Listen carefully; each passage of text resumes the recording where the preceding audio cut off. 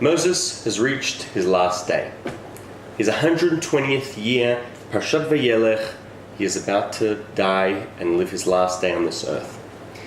And God tells him, that Joshua's going to replace him, and we need to strengthen Joshua, and we get a whole list of instructions what's going to happen when we enter the land. And God does another peculiar thing. Hashem says to Moshe that when the Israelites go into Israel, after you die, they're going to go astray also there. They're going to, veer off the right path. I can't help but wonder, why is God doing this? Give Moshe some nachat. His final day on this earth, he's had, God knows, Hashem knows what he's been through. His last day, you've done a great job, Moshe. Why tell Moshe that they're going to go astray in the future as well? That must be heartbreaking. Furthermore, he says to him, because they're going to go astray, write this song, write a special song. The Torah might not be enough. We need a song to inspire them, to mend their hearts, to bend their souls. And that song that Moshe writes, dictated by God, is Hazinu, is next week's Torah portion. And Hazinu has in it the beginning, the middle, and the very sweet end. Everything in Jewish history and more.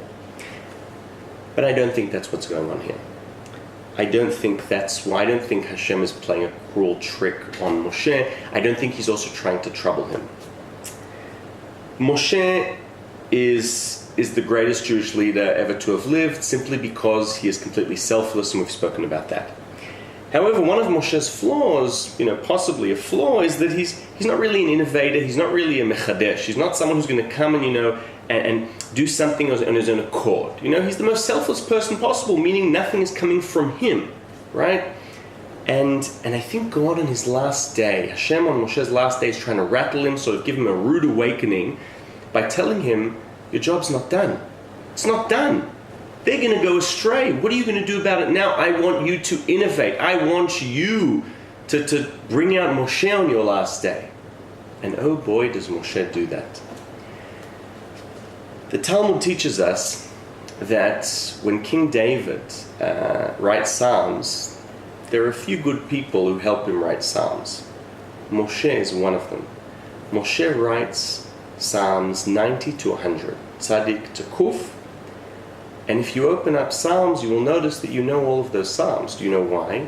Because they are the pillar, the basis of Kabbalat Shabbat, of accepting Shabbat, of moving from this forensic period of tension and sort of not enough time, those troublesome hours before Shabbos, and then these songs that we sing that bring us to a heaven on earth, right? A paradise.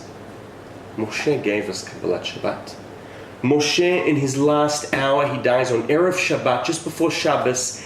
It is his first real, true act of innovation. He writes the Psalms, which are the basis of Kabbalat Shabbat, which thousands of years later, the Arizal and Rabbi Moshe Cordovero are going to then build around them this whole extended ceremony of Kabbalat Shabbat. But already 2,000 years before them in the Talmud, 1,500 years in the Talmud before them, rabbis are welcoming the Sabbath with two of Moshe's Psalms. Right? Mizmor Shir Liyom HaShabbat. Who wrote that?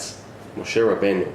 So if you like, when God tells Moshe on his very last day that they're going to go astray, he's not trying to trouble him on his last day. He's trying to squeeze out of him, right, in Aseret Yemei Teshuvah, something of the selfless Moshe, the actual Moshe. And Moshe brings the goods big time. He gives us Kabbalat Shabbat. Food for thought. Shabbat Shalom.